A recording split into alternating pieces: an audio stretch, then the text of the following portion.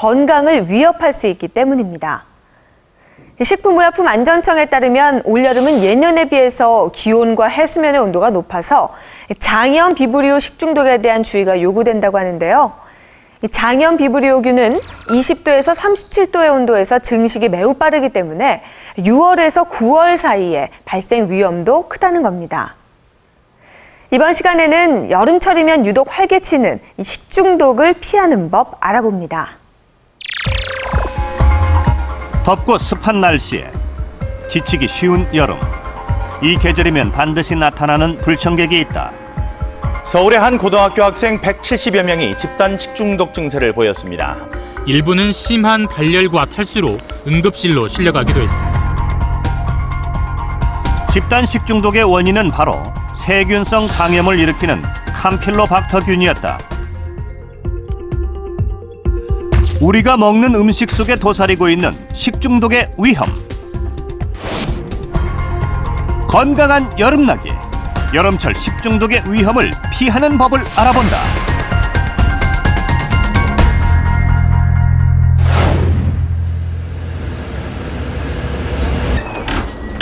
어땠어?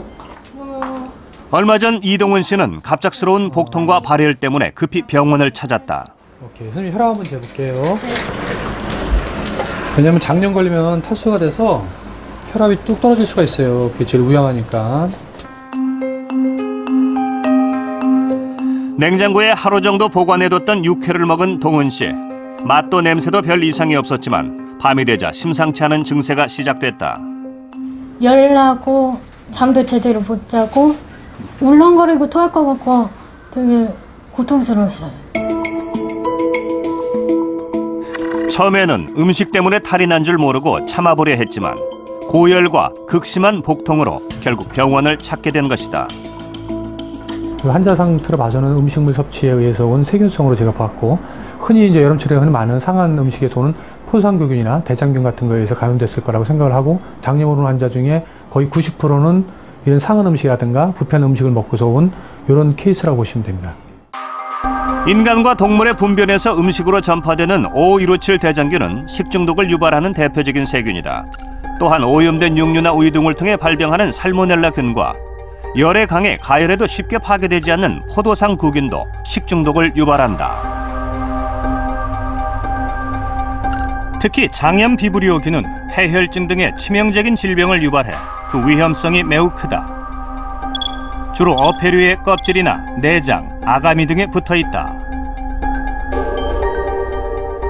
급성 장염의 90%는 감염으로 인한 설사 장염이 되겠습니다. 이런 경우에 살모넬라라든지 비브리오 같은 독성 병원균의 장염이 생기면은 제대로 조기에 치료를 하지 않으면은 폐혈증과 같은 아주 심각한 병으로 진행이 될 수가 있고, 또 설사가 진행이 되고 하면은 특히 연세 드신 분들 제대로 치료를 하지 않으면은 탈수로 인한 또 2차적인 합병증이 생길 수가 있기 때문에 조기에 잘 적절한 치료를 해야겠습니다.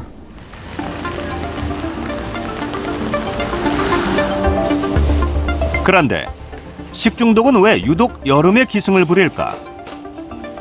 제작팀은 상온에 음식을 두었을 때 세균이 얼마나 증가하는지 실험해 보기로 했다.